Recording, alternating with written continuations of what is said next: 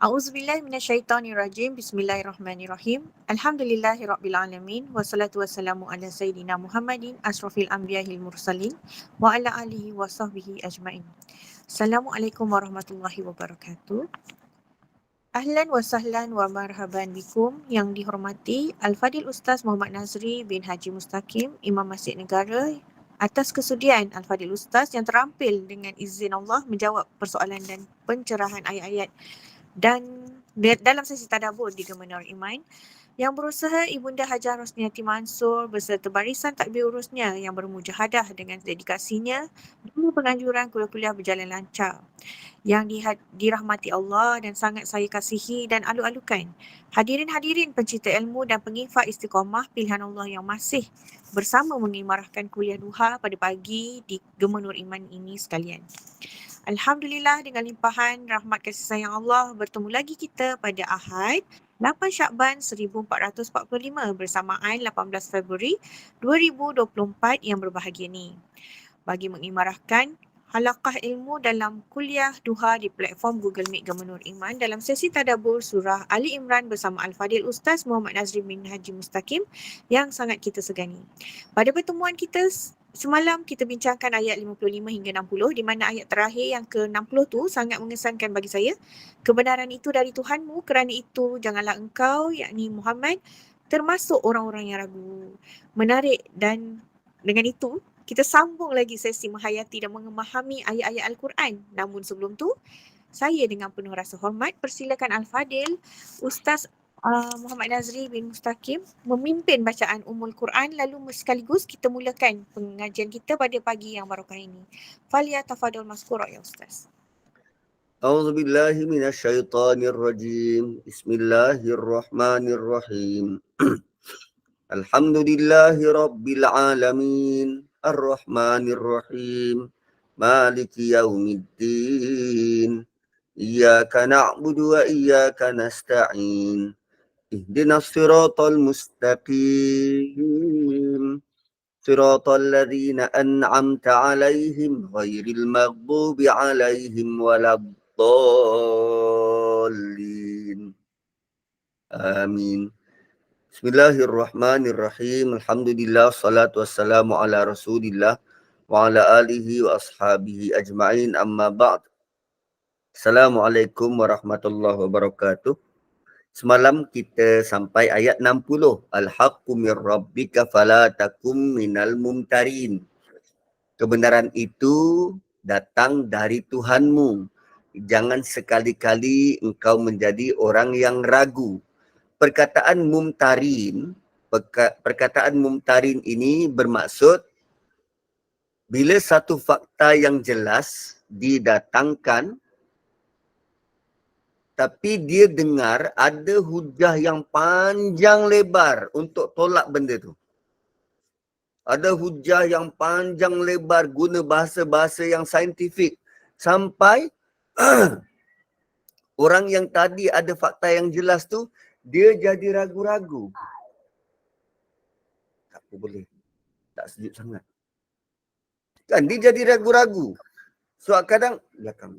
Kadang kita pun kalau dengar benda macam tu, okeylah. Kan kita dengar hujah orang lain yang pandai bercakap, pandai bermain kata, kita mungkin boleh goyang. Tu maksud mumtarin. Jangan kamu ragu. Kita ada fakta yang jelas. Contoh apa yang dibawa oleh Nick Elin. Ni aku sebut nama ni. Nick Elin. Dia kata tak ada dalam Quran suruh kita pakai tudung.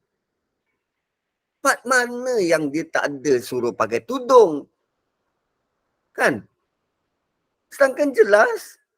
Allah kata, suruh labuhkan. Bihumurihin. Labuhkan tudung kepala sampai ke paras dada. Lepaskan. Apa yang tak jelas?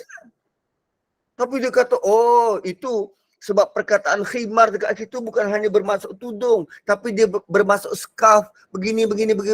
Okey, kalaupun bermaksud scarf, Allah suruh labuhkan ke paras dada. Macam mana kau pakai scarf dan labuhkan ke paras dada? Kan sama macam orang tengah pakai tudung sekarang ni. Itu sebab gini, begini. Lalu orang-orang yang tak ada latar belakang pengajian agama mula tertarik. Atau mumtarin tu. Ragu-ragu. Wah, ya tak ya jugalah. Betul lah macam tu. Kan? Dia hanya ambil second part daripada ayat Quran yang jelas begitu. Itu belum dia baca surah Ahzab lagi. Surah Ahzab Allah suruh pakai jilbab. Jilbab ni terus tutup. Terus tutup. From head to toe. Tutup habis. Satu outer garment. Pakaian luar. Itu tak pula dia ulas. Kan? Tu. Fala takum minal mumtarin. Allah kata jangan ragu-ragu. Apa saja datang dari Quran, terima. Terima. Cuma perlu diingat. Terima tu bagaimana? Lihat siapa yang bawa. Bagaimana dia bawa. Bagaimana interpretasinya. Bagaimana dia memaknakan. Ikut hawa nafsu dia. Atau ada sandaran-sandaran menggunakan ilmu alat. Atau gambaran-gambaran dia sahaja. Atau bagaimana? Al-haqqu min rabbik. Fala takum minal mumtarin. Dah tusuk gigi. Kemudian, faman hajjaka fihi min ba'di ma ja'aka minal ilm. Faman hajjaka fihi min ba'di ma ja'aka minal ilm. Ayat ini adalah tentang apa nama? Tentang kalau ada siapa-siapa yang nak membantah. Okey? Siapa-siapa yang nak membantah. Kan tadi Allah kata, kebenaran datang dari Tuhan. Jangan ragu. So macam mana boleh datang ragu? Ya, sebab ada orang bantah. Macam kes Nick Elin tu, dia bantah. So bila dia bantah, kita boleh buat sumpah mubahalah.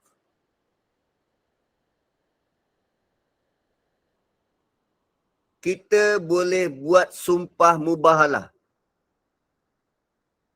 Tinggal lagi sebab orang Melayu ni dia macam malaslah nak gaduh-gaduh. Kan? Sebenarnya itulah sikap yang membahayakan. Dia boleh buat sewenang-wenang macam tu, bawa DP idea yang songsang, bawa bentuk-bentuk macam tu dan kita tak buat apa-apa. Sedangkan dalam agama ada jalan keluar. Kalau dia buat begitu, minta maaf lah anak saya duk ulang alik. Baru lepas mandi tengah pakai baju. So, dengan kita tak bertindak, buat sumpah mubahalah, surah Nick Elin bersumpah, menggunakan ayat ni, dia akan sewenang-wenang tabur idea dia yang tak betul. Bagaimana caranya? Faman hajjaka fihi min ba'di ma ja'aka minal ilm. Tapi konteks ayat ni adalah berkaitan dengan orang-orang Kristian. Kristian Najran. Mereka masih lagi tak nak beriman, masih tak nak mengaku kalah, walaupun dah dijelaskan dengan 60 ayat sebelum ni tentang Nabi Isa begini, tentang Maryam macam ni. So Nabi ajak mereka mubahalah. Itu latar belakang ayat ni. Mubahalah ni apa? Sumpah. Sumpah. Mubahalah ni doa disertai dengan sumpah laknat. Berdoa disertai dengan sumpah laknat. So faman hajjaka fihi min ba'di ma ja'aka minal ilm. Siapa yang membantahmu tentang agama sesudah engkau ada pengetahuan yang benar. Daripada mana dapat pengetahuan yang benar ni? Dari Quran, dari Allah. Kalau mereka masih menentang, bantah lagi, tentang Nabi Isa, setelah berhujah panjang, dibacakan ayat Quran yang begitu jelas, kisahnya macam mana. Dia diangkat ke langit, bukan dibunuh, tidak disalib. Dia punya mukjizatnya macam ni, sekian-sekian. Maka sekarang Allah ajar apa yang perlu dibuat dengan mereka. Maksudnya, tak guna berdebat dengan mereka.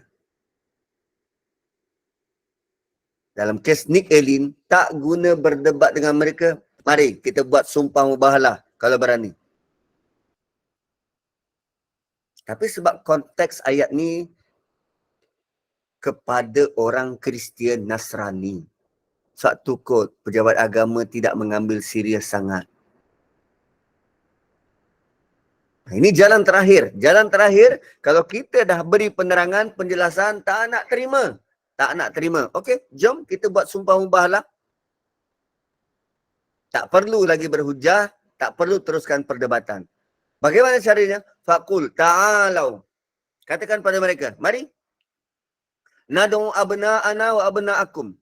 Mari sini, kami panggil anak kami, korang panggil anak korang. Ajak berhimpun. Ini once and for all. Kau panggil anak kau, aku panggil anak aku.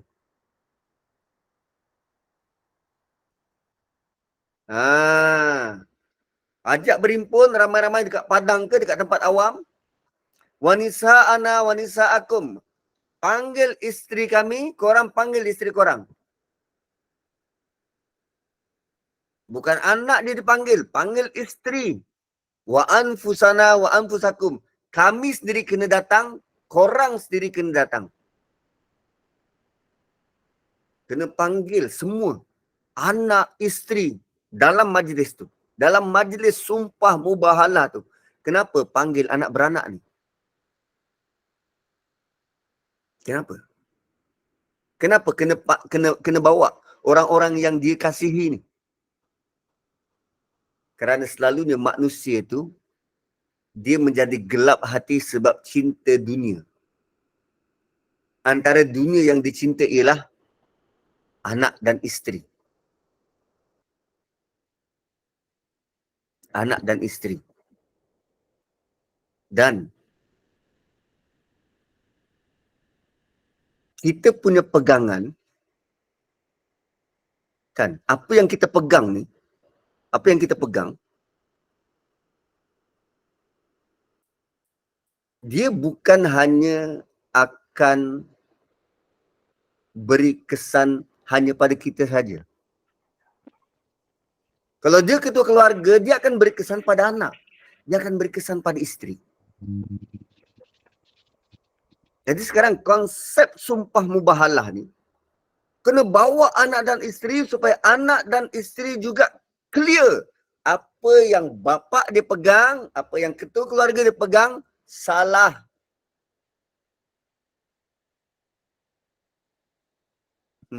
Ada beran. Panggil anak dan isteri. Dan ayat ini juga menunjukkan betapa pentingnya kaum wanita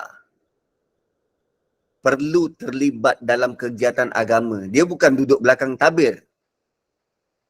Dia juga perlu tahu. Dia juga perlu tahu. So, dia juga ada kepentingan dalam masyarakat dan dalam beragama.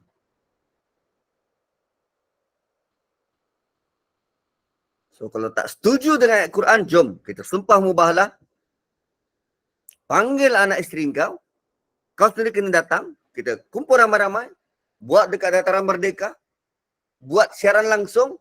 Summana betahil. Kemudian kita mohon kepada Allah sungguh-sungguh. Ni proses dia ni. Jemput semua datang. Kemudian ibtihal. Apa ibtihal ni? Merayu dengan menangis. Minta pada Allah sungguh-sungguh. Biar Allah tentukan mana pihak yang benar.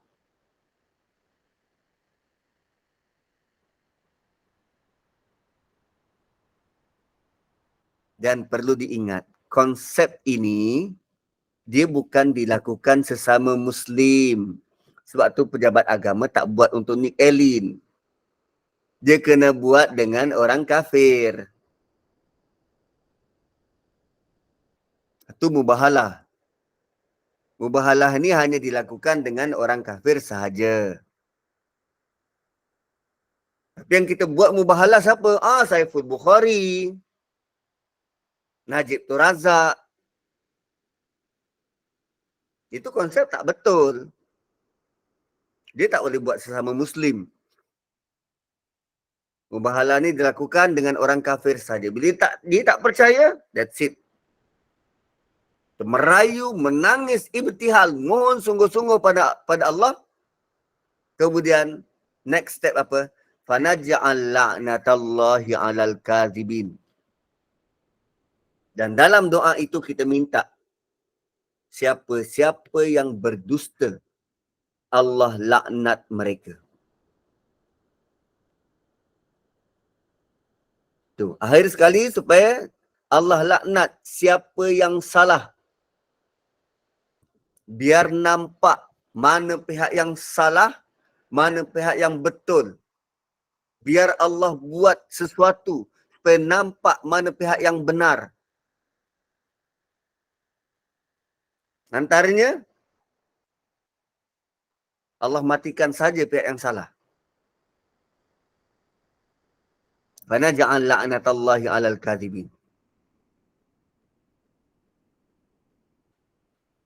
Namun ayat ini datang sebagai prevention terakhir. Mubahalah ini tak terjadi pada zaman Nabi. Sebab orang Kristian Najran tak berani. Mereka balik macam tu je. Sebab mereka pun takut. Mereka takut. Ketua mereka punya komen apa? Kalau Rasulullah tu benar Nabi, apa yang dia doa, confirm makbul. Oh, dia takut. Dia takut.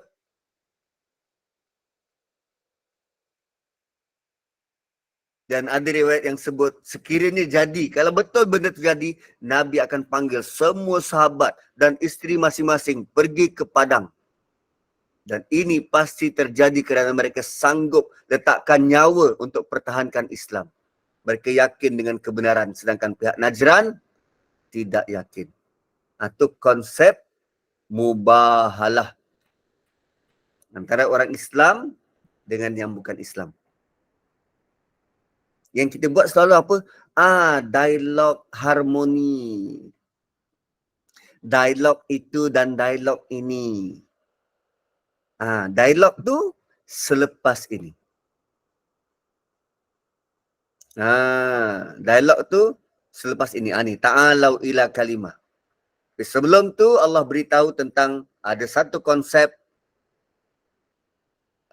ultimatum namanya sumpah mubahalah. Ada bentuk jalan keluar begitu. Dan sekarang Allah beritahu inna hadza lahuwal qasasul haqq. Ini adalah langkah-langkah, jalan-jalan, kisah-kisah yang benar dan ada tujuan. Apa yang diceritakan ini adalah kisah benar. Segala cerita yang disampaikan sebelum ini tentang Maryam, tentang Isa, semua itu adalah kisah benar. Al-Haq, benar daripada sumber asal. Al-Haq, benarnya tu tanpa ada tokok tambah. Al-Haq, benar itu ada tujuan, ada purpose, ada sesuatu yang nak dicapai. Al-Haq. Dan kesimpulan yang boleh diambil daripada inna hadza lahuwal qasasul haq ialah semua yang di atas adalah hamba Allah. Mereka tidak layak disembah, tidak layak dipuja, tidak layak diperlakukan sebagai Tuhan atau apa saja yang associate dengan ketuhanan. Tak. Wa ma min ilahin illallah. Dan tiadalah sembahan melainkan Allah. Kena faham tentang ilah baru boleh kemas dalam beragama. Ilah apa? Kecenderungan, kesukaan, kecintaan, keutamaan. Tiada sebarang keutamaan selain dari Allah. Wa innallaha lahuwal azizul hakim. Dan sesungguhnya Allah dan hanya Dia yang maha kuasa lagi maha bijaksana.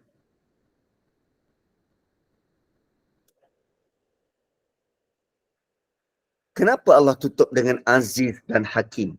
Kenapa Allah tutup dengan ini? Aziz dan Hakim.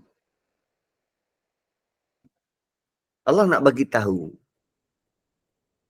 bagi mereka-mereka yang deviate tentang siapa Nabi Isa, bawa cerita yang bukan-bukan, masih kekal berfahaman semacam itu.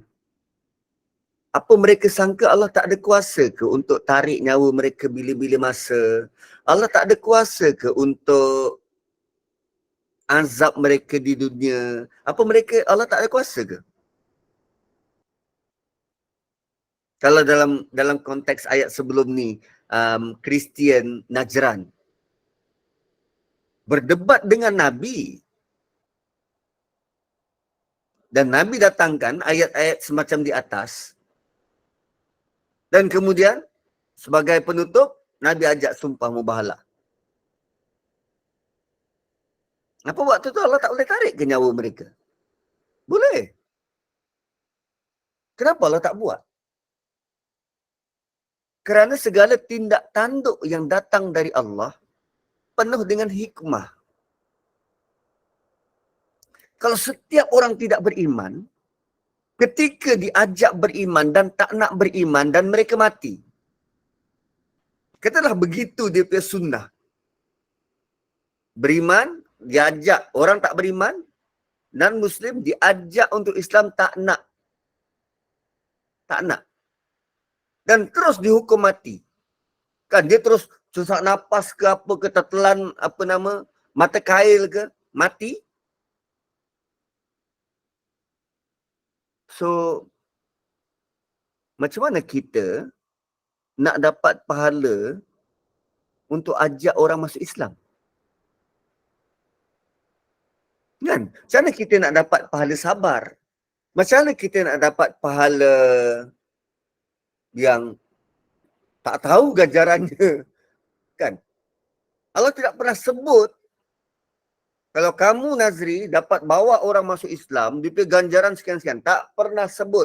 Sengaja didiamkan.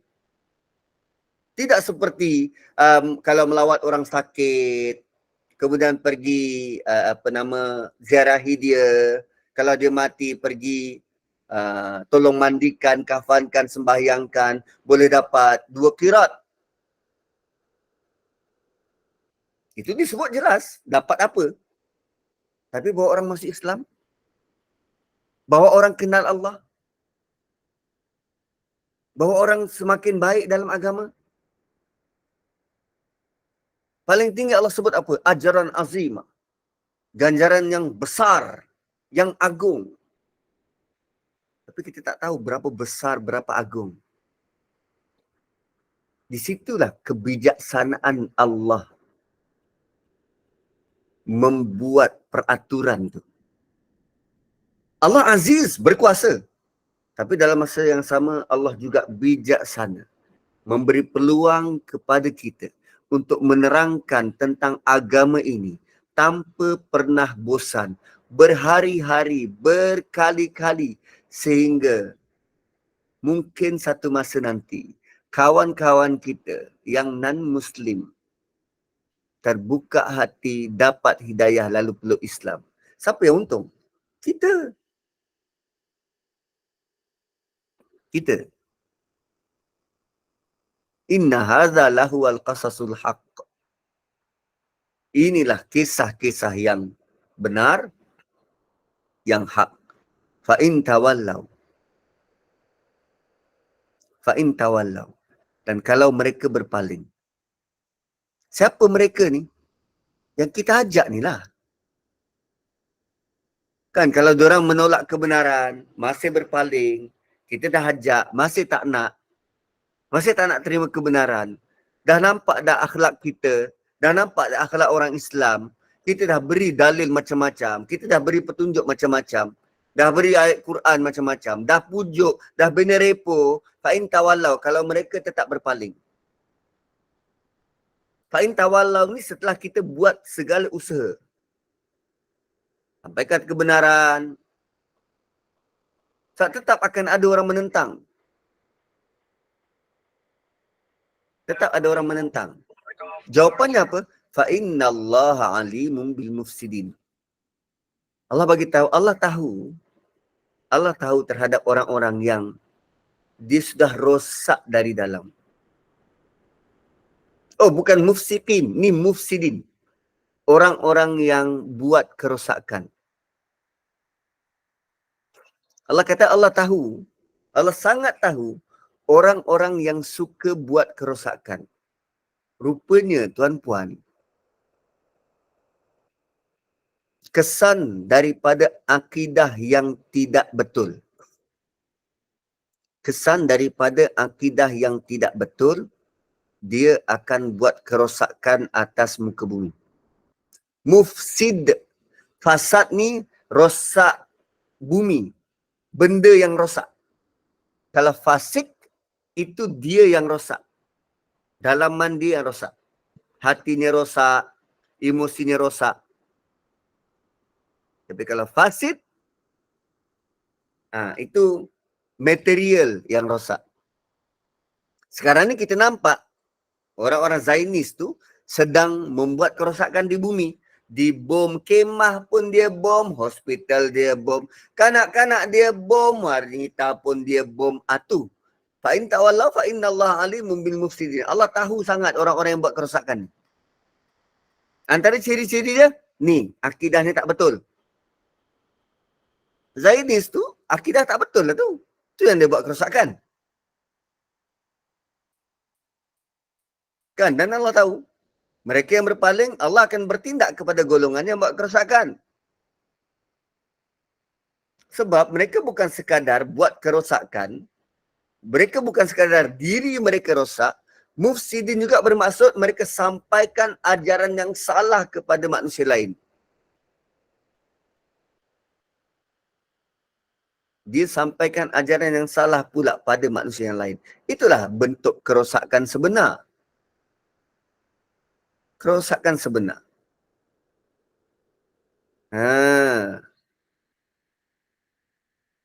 Kan? Kemudian Allah kata apa? Fa in tawallau fa innallaha alimun bil mufsidin. Kalau dah diberi segala bentuk jalan untuk memahami agama dan mereka tak nak juga, maka mereka ini kategorinya apa? Orang-orang yang buat kerosakan, mufsid. Dan bentuk mufsid ini dia akan sentiasa percaya dengan apa yang dia ada, lantas sebarkan pula pada orang lain. Kemudian pada ayat 64, untuk prevent itu berlaku, kan, untuk prevent itu berlaku, dan ayat ini, ayat seterusnya ini, kita tidak putus asa untuk tetap ajak ahli kitab kepada kitab sebenar. Kristian. Sebab surah Ali Imran ditujukan kepada Kristian, kepada Nasrani. Dan kalau tadi kita bawa cerita versi Quran, kita ajak benda yang hak, kita bagi tahu begitu dan begini. Kalau tak nak berpaling, okey. Dia mungkin nak buat kerosakan. Tapi Allah tak suruh berputus asa. Allah nak kita ajak mereka kepada perkara-perkara yang kita tak gaduh. Tak ada perselisihan. Tak gaduh. kita kena ajak kepada tauhid. Sebab kalau kita ajak kepada syariat, hukum fiqh, Taurat lain, Injil lain, Quran pun lain. Tapi ketiga-tiga kitab ini dia ada persamaan dari sudut akidah.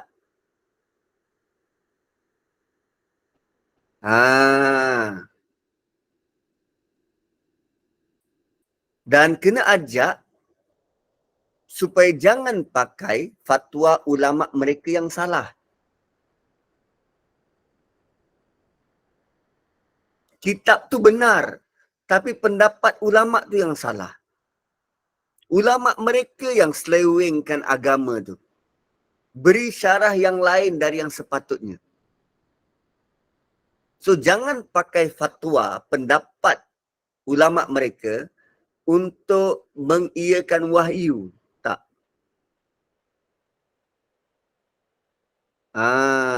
Gitu. So, apa yang Allah suruh buat? Qul ya ahlal kitab ta'alau ila kalimatin sawa'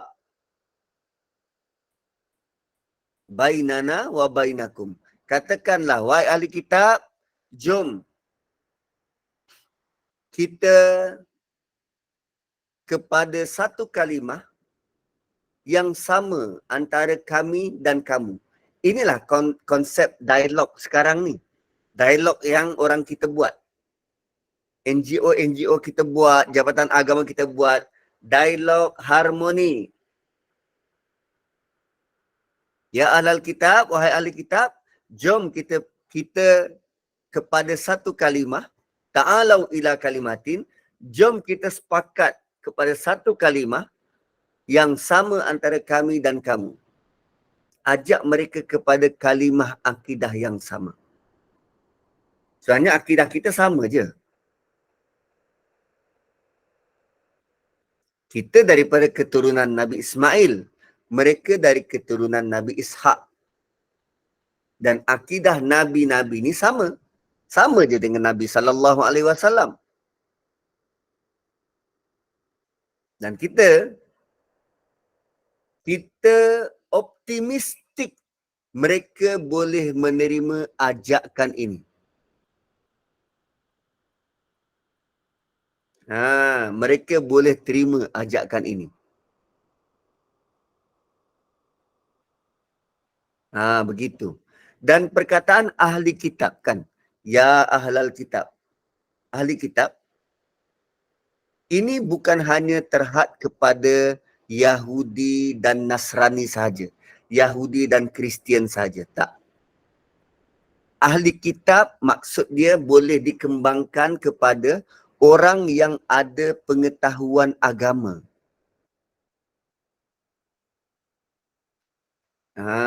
Itu juga boleh merujuk kepada asatizah, ulama-ulama di negara kita. Mereka pun kena ajak juga. Yelah, kadang mereka sudah lama belajar dan banyak maklumat, tapi jauh dari ajaran wahyu, jauh dari Quran. Mereka pun kadang lari alignment. So, kena ajak semula.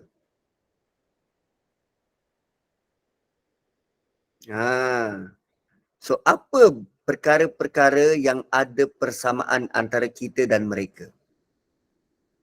Tengok bagaimana Allah begitu menyayangi kita.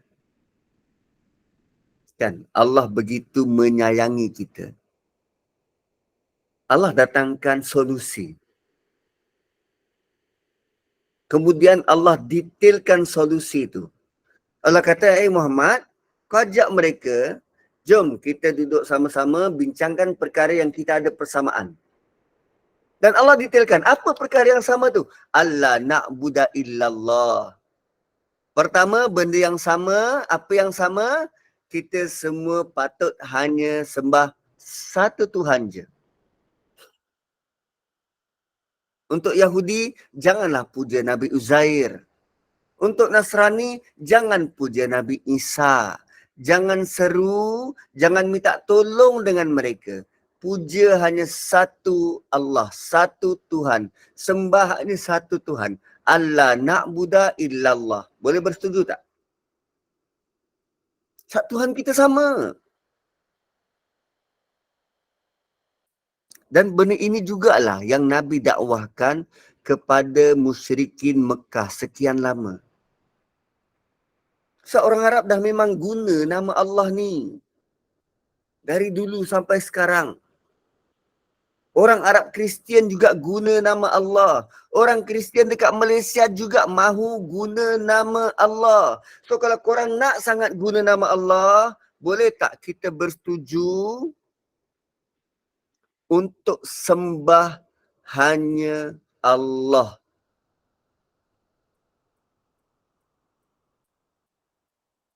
Kalau kepada Kristian dekat negara kita ni, yang nak guna nama Allah tu, jom kita ajak. Ajak diorang, kalau nak berdoa, terus seru pada Allah. Jangan seru Jesus, jangan seru wali-wali, jangan seru malaikat-malaikat ni, jangan seru dewa-dewi, tak. Terus seru kepada Allah. Terus doa, Ya Allah, ampunkan dosaku.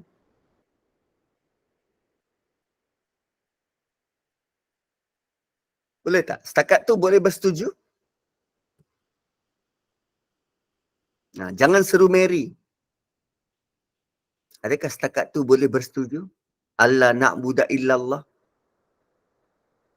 Cuba buat satu hari je. Dalam 30 hari, tak pun satu bulan kan 4 kali pergi church. Satu hari Ahad tu, terus seru Allah saja. Boleh tak? Allah na'budu illallah. Wala nusyrika bihi syai'ah. Jangan sekutukan dia dengan satu apapun. Jangan campur memuji Allah dengan memuji yang lain. Maksudnya jangan syirik. Kita kena faham dulu apa maksud tauhid dan syirik. Baru boleh dakwah kepada mereka. Kan?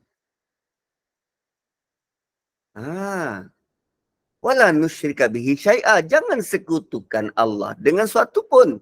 Tadi sembahannya dia. Yang kedua, jangan sekutukan dengan apapun. Next, wala yattakhidha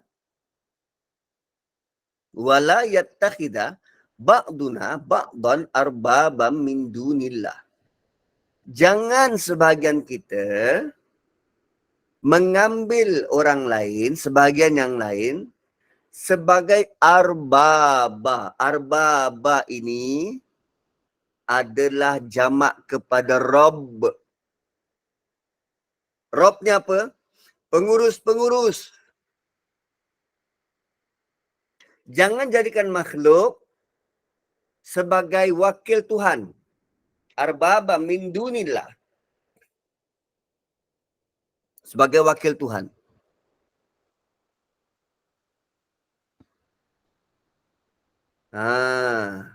Jangan sembah dan puja makhluk-makhluk Allah sebagai Rabb. Jangan jadikan mereka sebagai wakil Tuhan. Mereka tu manusia macam kita. Itu maksud sebahagian dari kita. Ba'duna ba'dan. Sebahagian dari kita. Merujuk kepada apa jua makhluk Allah. Jangan diangkat jadi Tuhan. Tapi dalam pada itu ada juga orang yang berdalih. Orang-orang Nasrani ni berdalih. Dia kata kita tak jadikan selain Allah itu Tuhan yang lain. Tak, kami tidak menanggap dia sebagai Tuhan. Maka habis tu macam mana kita nak faham maksud arbaba ni? Arbaba ni ialah ulama dan ahli kitab. Bukan dia menanggap sebagai Tuhan. Tapi ulama dan ahli ibadah itu pada tahap boleh mengampunkan dosa. Kan? Kan dia padri boleh ampunkan dosa. Itu kan setanding dengan Tuhan. Wala yattakhidha ba'duna ba'dan arbaba min dunillah. Jangan, dia tak ada kuasa Tuhan mengampunkan dosa. Tak.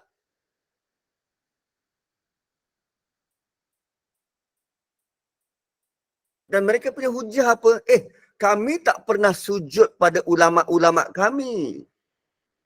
Sangkaan mereka sembah itu dengan melakukan sujud. Inilah hujah yang diberikan oleh Adi bin Hatim. Siapa Adi bin Hatim ni? Seorang sahabat Nabi yang asalnya Kristian. Bila dia dengar ayat ni, dia kata, dalam agama Nasrani, mereka tidak menjadikan rahib, bishop, padri itu sebagai Tuhan. Tapi Nabi ulas, mereka mengikut fatwa yang dikeluarkan oleh padri-padri ini. Dan fatwa itu tidak sama dengan kitab suci. Fatwa daripada padri berbeza dengan apa yang ada dalam Bible, dalam Injil. So, pengikut Kristian, dia menanggap fatwa daripada padri sama level dengan Bible. Itu salah. Barulah Adi bin Hatim faham dan setuju masuk agama Islam. Itulah penganut agama-agama itu.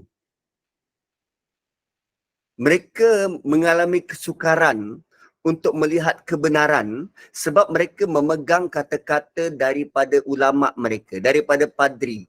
Dan penganut tidak belajar sendiri dari kitab suci mereka.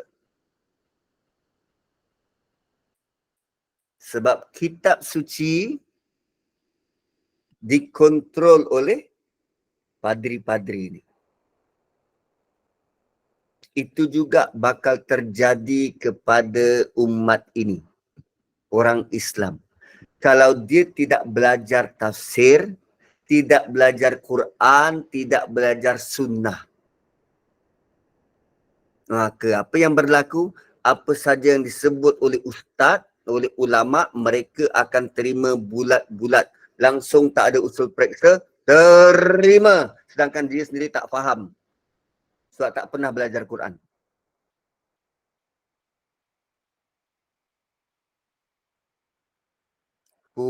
Begitu. So, jalannya sudah ada. Contoh terdahulu sudah ada. Kita janganlah ikut jalan tu. Janganlah ikut seperti mana mereka. Kita sendiri kena ada our own effort. Usaha sendiri, berkelompok mungkin macam kelas-kelas macam ni, jom kita sama-sama belajar tentang Quran. Supaya kita tak mudah digula-gulakan. Tak mudah digula-gulakan. Dan sekarang makin ramai orang yang mudah-mudah. Dia kata, seperti mana ada dalam Quran, lepas tu dia sebut terjemahan. Sedangkan bila tengok balik tak ada pun, tak ada. Apa yang disebut tu tak ada dalam Quran. Dia cuma nak menyedapkan cerita je. Dan itu sangat bahaya. Malah orang mudah percaya. Betul lah dia cakap tu, betul lah. Yelah, betul lah. Habis lah.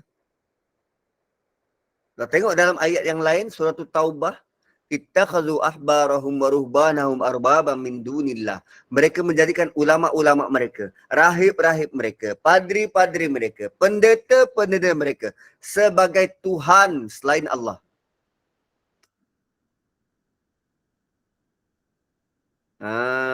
Gitu.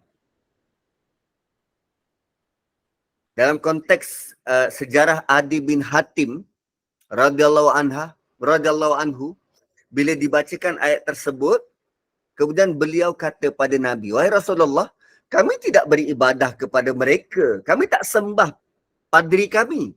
Kami tak beribadah pada mereka. Lalu Nabi jawab.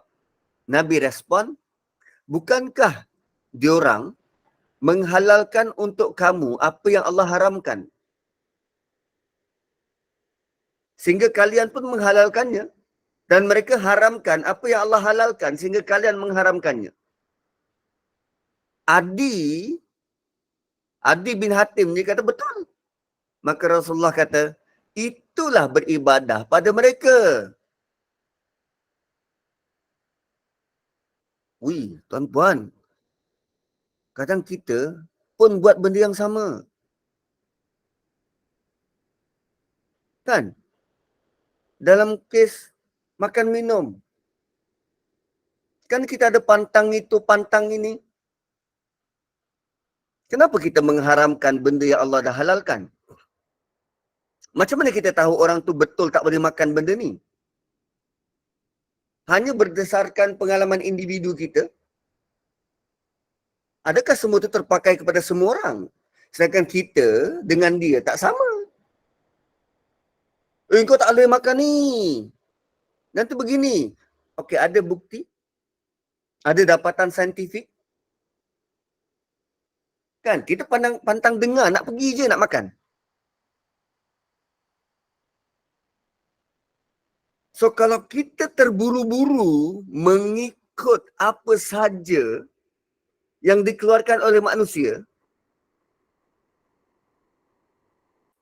Nabi kata, itulah maksud beribadah kepada mereka. Tuhan cakap lain, orang tu cakap lain dan kita ikut orang tu. Kenapa kita ikut orang tu? Kenapa tak ikut apa yang Tuhan suruh?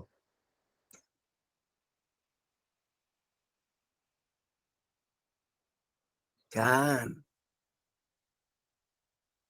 Dan sampai ke hari ini, ada yang berpegang kepada saint, apa? Wali-wali ni. Saint. Percaya bahawa boleh jaga keselamatan, boleh buat macam-macam, jaga mereka kalau mereka kita puja saint tu.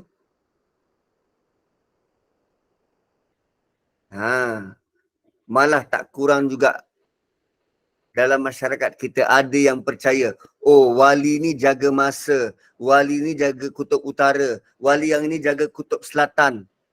Ada wali yang jaga Malaysia, ada wali ni jaga daerah yang ni. Tak cukup ke pegawai daerah untuk jaga daerah tu? Perlu pada wali juga. Tak ada dalam wahyu, tak ada. Tak ada.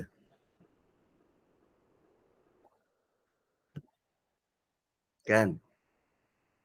Ni sampai tahap boleh mengampunkan dosa.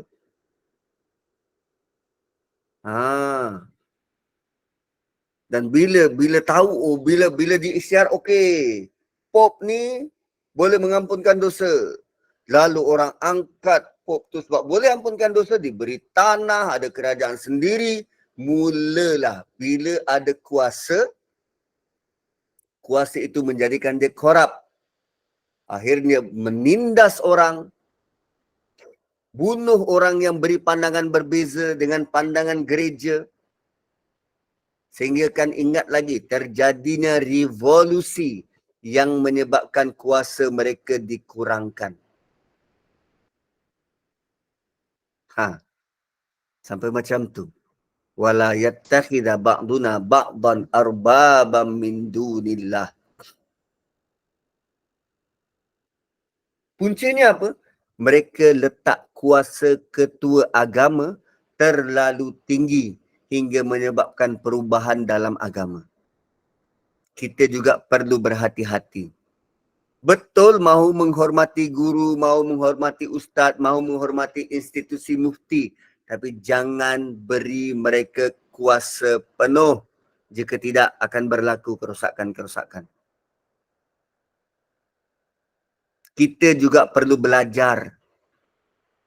Perlu berhati-hati terhadap apa yang berlaku pada mereka, pada agama lain.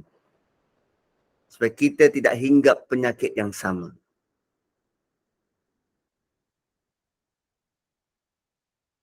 Kan? Sebab realiti ni tuan-puan, kata-kata manusia tidak ada sebarang nilai jika ia bercanggah dengan Quran dan Sunnah. Kata-kata manusia tak ada sebarang nilai kalau bercanggah dengan Quran dan Sunnah.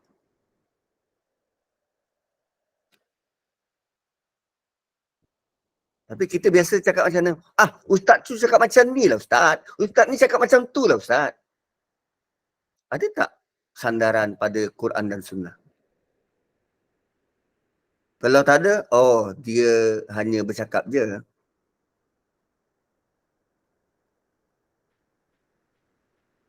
Gitu. Fa'in tawallau faqulu syahadu bi anna muslimun. Kalau mereka tetap berpaling. Kita tadi dah bawa ada 3 dimensi persamaan antara kita. Sembah pada Allah yang satu, jangan syirik pada dia, dan jangan jadikan apa-apa selain daripada Allah sebagai arbaba. Jangan ambil mereka sebagai Tuhan selain daripada Allah. Tapi kalau mereka berpaling, enggan, tak nak, maka kita katakan asyhadu bi anna muslimun. Aqulu asyhadu bi anna muslimun. Saksikanlah, korang menjadi saksi, kami orang Islam. Korang kena declare, korang kena menyaksikan kami ni orang Islam. Kalau mereka tolak juga, suruh mereka bersaksi yang kita adalah Muslim. Apa maksud Muslim? Kita ni muwahhidun, kita ada tauhid. Kita jaga tauhid. Kita tak sama dengan mereka. Maknanya kita tetapkan pendirian kita. Kalau mereka tak nak ikut, terpulang pada mereka. Tapi minta mereka jadi saksi. Kami ni Muslim. Di sinilah baru maksud, tak apalah korang nak buat apa, korang punya suka, kami buat apa yang kami mahu. Setelah kita datangkan hujah, setelah kita datangkan penjelasan, setelah kita datangkan dalil, barulah boleh buat separate ways. Korang nak buat apa korang nak, silakan. Terpulang pada korang, kita akan tetap berserah diri bulat-bulat kepada Allah.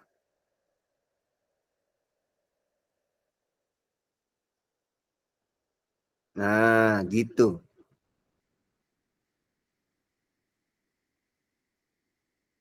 Dan perlu diingat, ayat ini bukan bermaksud semua agama sama je lah Ustaz. Kan, pluralism. Semua agama sama sebab semua agama mahu kebenaran. Kristian, Yahudi semua ni sama. Kan? Bukan begitu cara yang Allah mahu. Kita ajak mereka, tapi kalau mereka tak mahu, tidak perlu kita cari persamaan dengan agama mereka dan duduk bersama. Tak. Kerana hanya ada satu agama, absolute truth. Hanya satu agama yang diterima oleh Allah, iaitu Islam. Bukan agama yang lain. Tak. Itu bukan kita yang buat deklarasi. Bukan kita yang kata hanya Islam yang Allah terima. Tak. Itu Allah yang titahkan. Satu orang yang tak faham dia kata, Islam ni dia syok sendirilah. Macam agama dia je yang diterima. Memang. Sebab Allah yang titahkan, bukan kami yang declare. Bukan kita yang buat pengumuman, Tuhan hanya menerima agama kami. Tidak. Satu kena baca Quran. Allah kata, Inna dina indallahil Islam. Sungguh, agama yang diterima oleh Allah hanya Islam. Allah yang kata. Kan? Bacalah Quran. Ni tak nak baca. Lepas tu bila baca, pandai-pandai tafsir sendiri, pandai-pandai mereka sendiri. Kan pening. Lepas tu tak nak terima. Tak nak terima. Lepas tu buat filem itu, filem ini, konon-konon. Kami dengan pemahaman kami. Tu gila nama dia.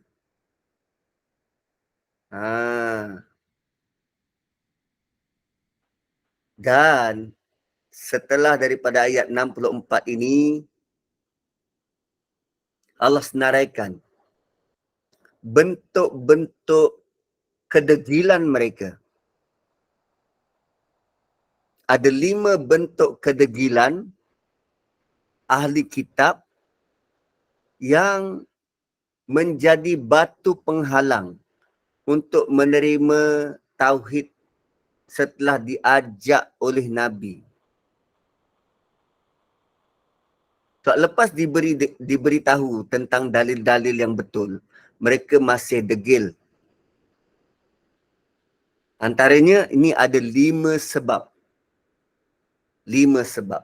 Dan 5 sebab ini kita jumpa minggu depan.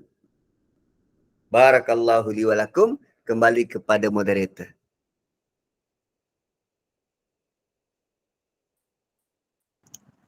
Baik Ustaz, sekarang dah 9.28. Ustaz ada masa ke untuk meraihkan soalan? 2. Okey, baik. Jemaah, kita boleh bertanyakan 2 soalan je hari ni. Ya, Silakan. 2 je. 2 sahaja. Mana beg Hana nak bawa tu? Kam. Assalamualaikum Ustaz. Ya, waalaikumsalam. Kita tengok baru-baru yang ni Elin cakap tu. Saya dengar lah di video dia kata kita perempuan tak payah tak payah pakai kain tudung. Saya pun kena heran apa dia cakap. Kan Allah suruh kita tutup aurat kan. Jadi dia cakap macam tu. Dia akan apa maksud saya. Orang jahil-jahil macam saya ni terfikir balik nanti. Betul lah. Macam dia, bagi saya dia pandai kan Ustaz. Takkan dia tak baca Quran, tafsir semua lah. Tafsir ni kalau kita tafsir sendiri, kita tak pandai yang dalam-dalam macam Ustaz terang, kita very detail kan. Kalau dia macam dia, korang pandai Ustaz. Takkan cakap ayat-ayat itu yang akan mempengaruhi orang muda-muda kita yang tak belajar. Tu maksud saya Ustaz. Macam mana Ustaz? Okey.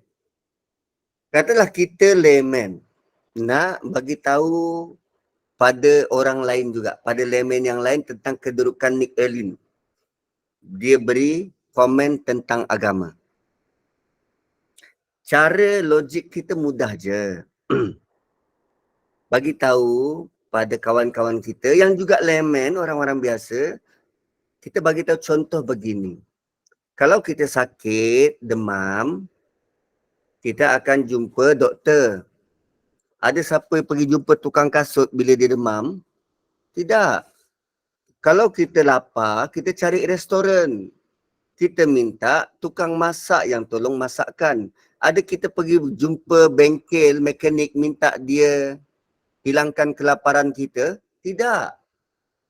Kalau kita rosak motor, kita pergi bengkel motor. Ada kita pergi KTM, kan kereta api tanah Melayu untuk baiki motor kita? Tidak. So sekarang nak tanya, Nick Elin itu tempat kita rujuk untuk agama ke? Apa kepakaran dia? Ya, kita akui dia pandai. Tapi dia bukanlah pakar untuk agama. Untuk tahu pasal agama, kita jumpalah orang yang layak. So jangan ambil nasihat daripada orang tak layak. Dulu ada kes retak MRR2. Kan highway kita tu retak. Lalu netizen seluruh dunia beri cadangan.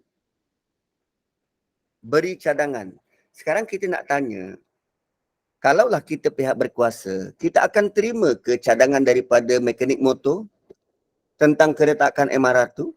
Atau kita kena terima cadangan daripada pakar tulang untuk keretakan MRR2? Atau kita kena terima cadangan daripada cikgu matematik? Tidak. Kita akan cari pakar bidang tersebut. Mengapa kita mudah untuk jumpa doktor, cari pakar sebenar kalau kita sakit badan? Sedangkan bila kita tak faham Quran, kita boleh sewenang-wenang cari orang-orang tak siapa-siapa untuk bagi fatwa berkaitan dengan Quran.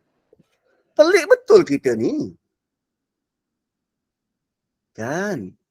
Sepatutnya carilah yang pakar dalam bidang itu untuk dapatkan fatwamu. Malah Quran, ada beberapa tempat Allah sebut apa? Fas'alu ahla zikri in kuntum la ta'lamun. Tanyalah orang yang pakar kalau kamu tak tahu. So siapa Nick Elin untuk bagi fatwa tentang agama Sedangkan dia tak ada pun kepakaran dalam bidang itu. So sepatutnya kita hanya menanggap Nick Ellie ni sebagai ini kata-kata netizen saja, tak ada nilai. So seolah-olah macam macam orang-orang awam memberi fatwa tentang COVID. Dengar bolehlah, percaya jangan. Dia nak bercakap, bagilah dia bercakap. Kan? Wallahu a'lam. Sebab Tak, kalau orang Ustaz, ikut tak. dia, Yes. yes. Masa orang interview dia cakap lah. Dia kata dia menang ni untuk orang Kelantan lah. Apa. Saya tengok kan apa tu macam berzina apa semua. Dia macam apa maksud saya dia menggalakkan. Kalau orang buat tu katanya Kelantan takkan su pun maksud saya faham saya lah yang bodoh ni kan Ustaz. Itu maksud saya. Maksud saya dia tu janganlah buat macam tu. Kita dah buat undang-undang yang elok kita untuk orang Islam lah maksud saya kan. Saya pun tak pandai kan Ustaz. Ustaz lagi pandai dia, maaflah kalau saya silap. Maksud saya macam tu Ustaz, kerana dia kata dia untuk orang banyak, sokong dia. Saya tu betul ke orang sokong dia. Macam tu maksud saya Ustaz. Okey. Tentang kes Undang-Undang Kelantan. Okey. Sepatutnya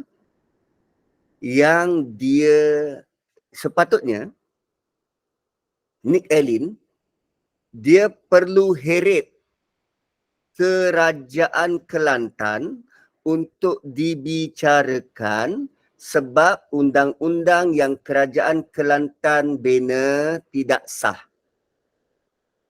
Itu sepatutnya yang berlaku. Tapi sekarang Nick Elin apa yang dia buat? Dia pergi marah mahkamah. Dia kata, mahkamah kau tak adil. Kau buat undang-undang yang tak betul, menyalahi perlembagaan. Apa yang dibuat tu sebenarnya tidak terpakai, tak bermaksud, tak berfungsi apa-apa pun. Dia cuma bagi tahu mahkamah, mahkamah undang-undang ni tak betul. Mahkamah kata, okey, ya tak betul. Itu je. Dia tidak merubah hukum dekat Kelantan tu. Undang-undang dekat Kelantan tetap berlaku, tetap berjalan. Dia boleh je argue kalau ada orang kena, okey, argue kat mahkamah, tapi perlu lalu proses. Perlu proses lah. Orang tu tetap ditangkap, tetap boleh dihukum. Undang-undang tu tetap ada. Dia macam ni lah, macam ni puan. Kalau saya beli nasi lemak. Nasi lemak tu basi. Nasi lemak tu basi. So, apa yang saya patut buat? Saya kena pergi jumpa orang yang jual nasi lemak tu, kata, nasi lemak awak ni basi. Itu tindakan yang perlu. Tapi apa yang saya buat ialah, saya pergi marah nasi lemak tu, kenapa kau basi? Itu yang Nick Elin tengah buat. Dia pergi marah undang-undang tu, dia pergi marah mahkamah. Mahkamah tu undang-undang lah. Dia pergi marah undang-undang tu, kenapa kau tak valid? Kenapa kau bertindak dengan mahkamah yang lain? Sepatutnya dia kena heret Kerajaan Negeri Kelantan. Baru betul fight. Tapi sebab orang tak tahu undang-undang. Maka orang kata, betul lah dibuat tu. Maka undang-undang tu tak valid. Dan sebenarnya ada satu perkara. Sejak daripada awal perbicaraan. Sejak daripada awal perbicaraan sudah nampak pincang. Apa dia? Dia istilah ialah locus standi. Okay. Locus standi ni apa? Locus standi ni dia terlibat tak dalam benda tu? Dia ada kaitan tak dengan benda tu? Saya bagi contoh.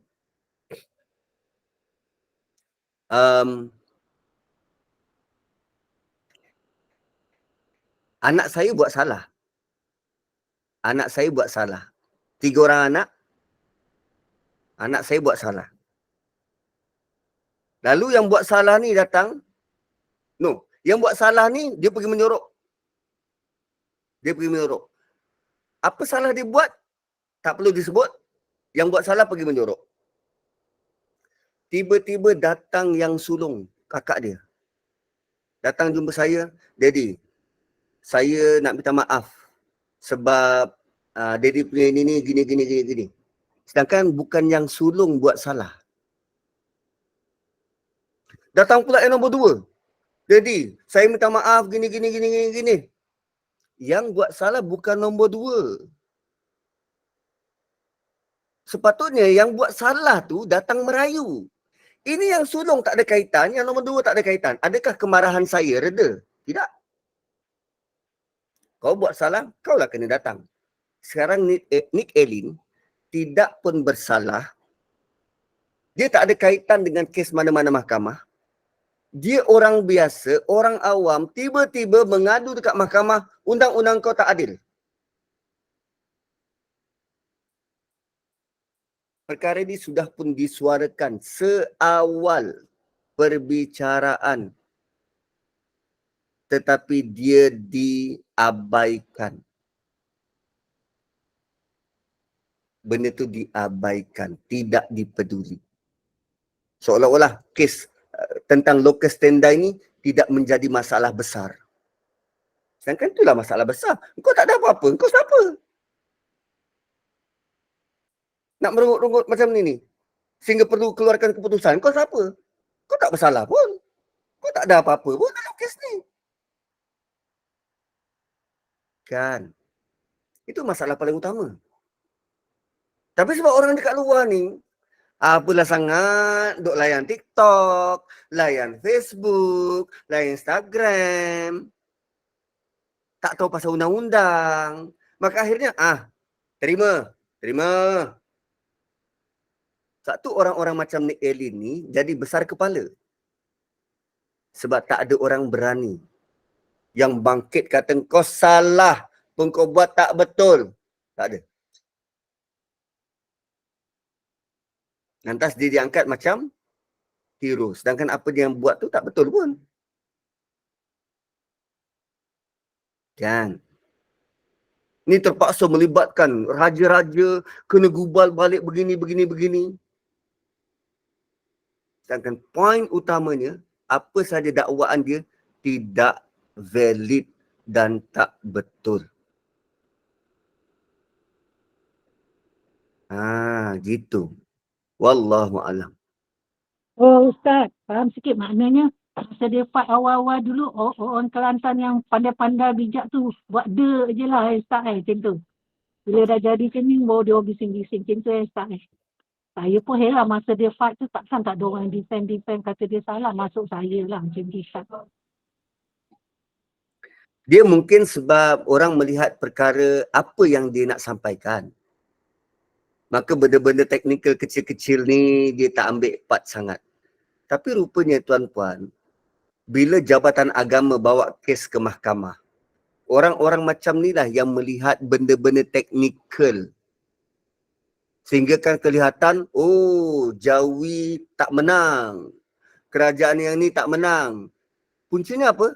Benda teknikal. Contoh macam kes Kasim Ahmad dulu. Jawi kalah kerana kesalahan teknikal.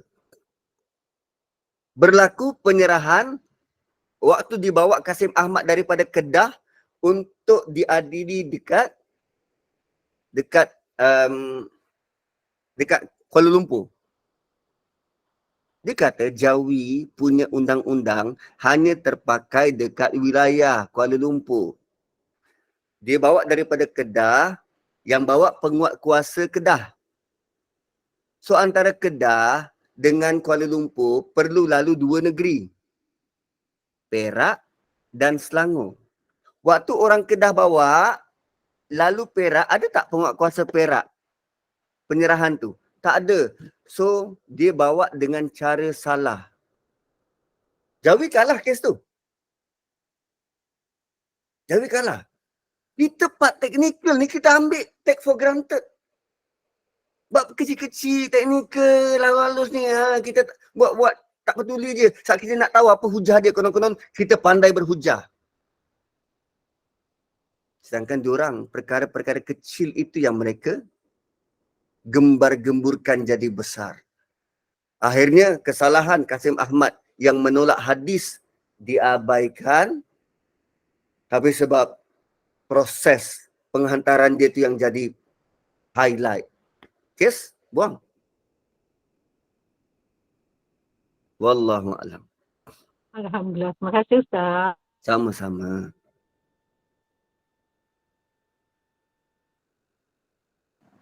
Ustaz tu dah kira 2 ke kira 1? Dah kira 2. Tak, Okey, aku nak balik ke Putrajaya. Ada apa nama? Ada sebab tu saya tamar petang ni. faham. Ya, saya tengok iklan tu. Iklan tamar tu. Baik, saya terus tutup je lah ya Ustaz. Alhamdulillah, kuliah duha kita dalam sesi tadabbur surah Ali Imran pagi Warakah ni berjalan lancar dan diharapkan semoga kita dapat kefahaman ilmu anugerah Allah yang membimbing kita di atas jalan yang benar serta jauh dari menjadi hamba yang tersesat dengan banyak menghayati, memikirkan dan meneliti syarat yang disampaikan Allah melalui Al-Quran. Diharapkan juga kita mengaplikasikannya dalam kehidupan segala ajaran dan panduan yang kita dapati dari Al-Quran, insyaAllah. Jazakallahu khairan buat Al-Fadil Ustaz Muhammad Nazri bin Haji Mustaqim yang sudi mencurahkan ilmu, meraihkan soalan serta pencerahan kepada pencinta ilmu di platform Google Meet Gema Nur Iman. Hanya Allah lah yang selayaknya membalasnya. Jazakumullahu khairan kasirah buat hadirin pencinta ilmu di Gema Nur Iman yang setia memilih Gema Nur Iman sebagai platform taman-taman syurga dan jemaah yang dirahmati taman-taman syurga, namun tak dilupakan juga barisan takbir urus Gema Nur Iman yang bermujahadah demi penganjuran kuliah-kuliah di platform Google Meet ini. Saya mengharapkan kita terpilih lagi bagi mengimarahkan kuliah maghrib pada 8 malam nanti bersama Yang Amat Arif Datuk Haji Abbas bin Nordin dengan kuliah Fiqh Muamalat. Saya Adik Irma binti Sukir, moderator bertugas mewakili pihak pengurusan Gema Nur Iman, memohon maaf atas hilaf dan kelemahan dalam menguruskan dan mengacarakan majlis ilmu pada pagi ini. Bagi menangguhkan majlis yang penuh barakah ni, saya dengan rasa penuh hormat, memohon Al-Fadil Ustaz membacakan tafsir kafarah dan suratul As sebagai penutup kuliah duha kita pada pagi ini. Sehingga kita bertemu lagi pada minggu hadapan. Akhir kalam, wabillahi taufik wal hidayah. Assalamualaikum warahmatullahi wabarakatuh. Subhanakallahumma bihamdik nashhadu an la ilaha illa anta nastaghfiruka wa natubu ilaik wal asri innal insana lafi khusr illa alladhina amanu wa amilus solihat wa tawasaw bil haqqi wa tawasaw bis sabr. Assalamualaikum warahmatullahi wabarakatuh. Terima kasih semua. Terima kasih.